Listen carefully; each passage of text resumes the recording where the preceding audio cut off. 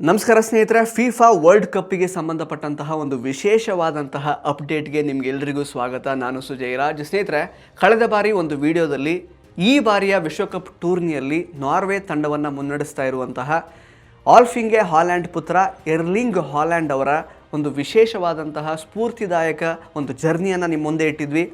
ನೀವಿನ್ನೂ ಆ ವಿಡಿಯೋನ ನೋಡಿಲ್ಲ ಅಂತಾದರೆ ದಯವಿಟ್ಟು ಈ ಕೂಡಲೇ ನೋಡಿ. ಹಾಗೆಯೇ ಈ ವಿಡಿಯೋದಲ್ಲಿ ಈ ಒಂದು ವಿಶ್ವಕಪ್ ಟೂರ್ನಿಗೆ ಸಂಬಂಧಪಟ್ಟ ಹಾಗೆ ನಾನು ಒಂದು ಇಂಟ್ರೆಸ್ಟಿಂಗ್ ಸಂಗತಿಯನ್ನು ತಿಳಿಸ್ತಾ ಹೋಗ್ತೀನಿ. ಹಾಗಾಗಿ ಈ ವಿಡಿಯೋನ ಕಡೆ ತನಕ ನೋಡಿ. ಹಾಗೆಯೇ ನೀವಿನ್ನೂ ವಿಶ್ವವಾಣಿ TV ಸ್ಪೆಷಲ್ ಯೂಟ್ಯೂಬ್ ಚಾನಲ್ಗೆ ಸಬ್ಸ್ಕ್ರೈಬ್ ಮಾಡ್ಕೊಂಡಿಲ್ಲ ಅಂತ ಆದರೆ ಈ ಕೂಡಲೇ ಮಾಡ್ಕೊಳ್ಳಿ. ಹಾಗೆಯೇ ಪಕ್ಕದ ಬೆಲ್ ಐಕಾನನ್ನು ತಪ್ಪದೆ ಒತ್ತಿ.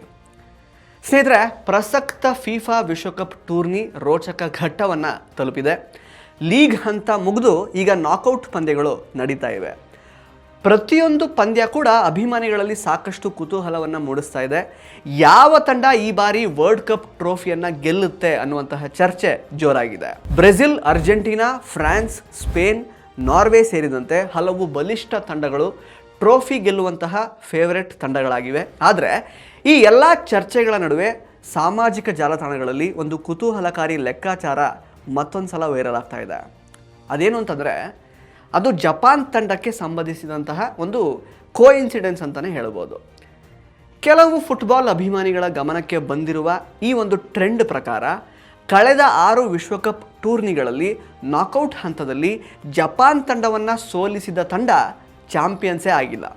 ಬದಲಾಗಿ ಜಪಾನ್ ತಂಡವನ್ನು ಸೋಲಿಸಿದ ಆ ತಂಡವನ್ನು ನಂತರ ಯಾವ ತಂಡ ಮಣಿಸುತ್ತೋ ಅದೇ ಕೊನೆಗೆ ವರ್ಲ್ಡ್ ಕಪ್ ಟ್ರೋಫಿ ಗೆದ್ದಿದೆ ಅನ್ನುವಂತಹ ಒಂದು ಕಾಕತಾಳೀಯ ಸಂಗತಿ ಅಂದರೆ ಕೋಇನ್ಸಿಡೆನ್ಸ್ ಈಗ ಸೋಷಿಯಲ್ ಮೀಡಿಯಾದಲ್ಲಿ ಹರಿದಾಡ್ತಾ ಇದೆ. ಗಮನಿಸಬೇಕಾದ ಸಂಗತಿ ಏನು ಅಂತಂದರೆ, ಇದು ಫಿಫಾ ಅಧಿಕೃತವಾಗಿ ಪ್ರಕಟಿಸಿರುವಂತಹ ಯಾವುದೇ ಅಂಕಿಅಂಶ ಅಥವಾ ನಿಯಮ ಏನೂ ಅಲ್ಲ.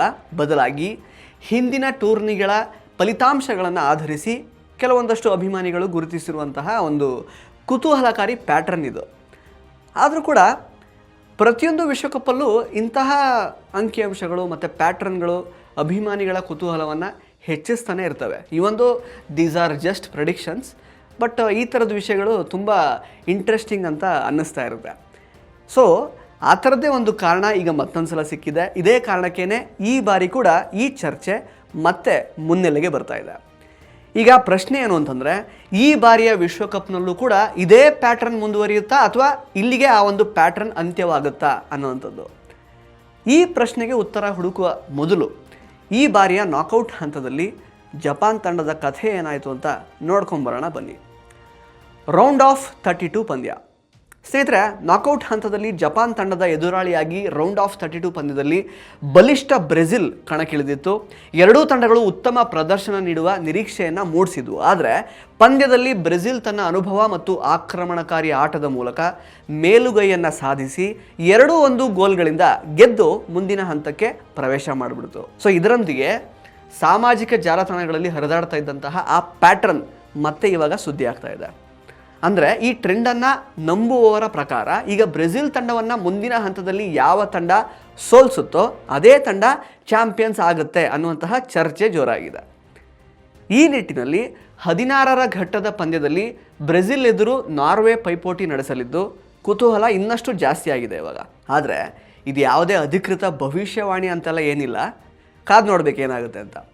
ಫುಟ್ಬಾಲ್ನಲ್ಲಿ ಒಂದು ತಂಡದ ಗೆಲುವು ಅಥವಾ ಸೋಲನ್ನು ನಿರ್ಧರಿಸೋದು ಈ ಥರದ್ದು ಪ್ರೆಡಿಕ್ಷನ್ಸ್ ಅಲ್ಲ ಅಥವಾ ಪ್ಯಾಟ್ರನ್ ಅಲ್ಲ. ಬದಲಾಗಿ ಆಟಗಾರರ ಪ್ರದರ್ಶನ, ತಂತ್ರಗಾರಿಕೆ, ಫಿಟ್ನೆಸ್, ಒತ್ತಡದ ಸಂದರ್ಭದಲ್ಲಿನ ನಿರ್ಧಾರಗಳು ಮತ್ತು ಆಟಗಾರರ ಆ ದಿನದ ಪ್ರದರ್ಶನ ಮಾತ್ರ ಮ್ಯಾಟರ್ ಆಗುತ್ತೆ. ಆ್ಯಕ್ಚುಲಿ ಆ ದಿನದ ಫಲಿತಾಂಶದ ಮೇಲೆ ಇದೆಲ್ಲವೂ ಕೂಡ ಮ್ಯಾಟರ್ ಆಗಿರುತ್ತೆ.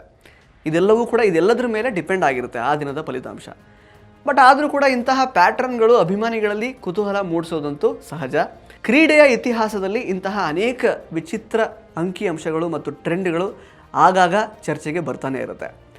ಕೆಲವು ಸಲ ಅವು ಮುಂದುವರೆದ್ರೆ ಕೆಲವು ಸಲ ಅದು ಕೆಲವೊಂದು ಟೂರ್ನಿಗಳಲ್ಲಿ ಅಂತ್ಯ ಆಗಿಬಿಡುತ್ತೆ. ಸೊ ಇದೇ ಕಾರಣದಿಂದಲೇ ಈಗ ಎಲ್ಲರ ಕಣ್ಣು ಬ್ರೆಜಿಲ್ ತಂಡದ ಮುಂದಿನ ಪಂದ್ಯದ ಮೇಲೆ ನೆಟ್ಟಿದೆ. ಬ್ರೆಜಿಲ್ ತನ್ನ ಗೆಲುವಿನ ಓಟವನ್ನು ಮುಂದುವರಿಸಿ ಸೆಮಿಫೈನಲ್ ಮತ್ತು ಫೈನಲ್ ತಲುಪುತ್ತಾ ಅಥವಾ ಈ ವೈರಲ್ ಪ್ಯಾಟ್ರನ್ಗೆ ಮತ್ತೊಂದು ಅಧ್ಯಾಯ ಸೇರ್ಪಡೆ ಆಗುತ್ತಾ ಗೊತ್ತಿಲ್ಲ, ಕಾದು ನೋಡಬೇಕು. ಸೊ ಈ ಥರದೊಂದು ಪ್ಯಾಟ್ರನ್ನನ್ನು ನೀವು ಫುಟ್ಬಾಲ್ ಲವರ್ ಆಗಿದ್ದರೆ ನೀವು ಗಮನಿಸಿದ್ದೀರಾ? If you are following like almost 5 to 6 world cup ಟೂರ್ನಮೆಂಟ್ಸ್ನ ನೀವು ಫಾಲೋ ಮಾಡಿದರೆ ಈ ಥರದ ಪ್ಯಾಟ್ರನ್ ನಿಮಗೆ ಡೆಫಿನೆಟ್ಲಿ ಗಮನಕ್ಕೆ ಬಂದಿರುತ್ತೆ.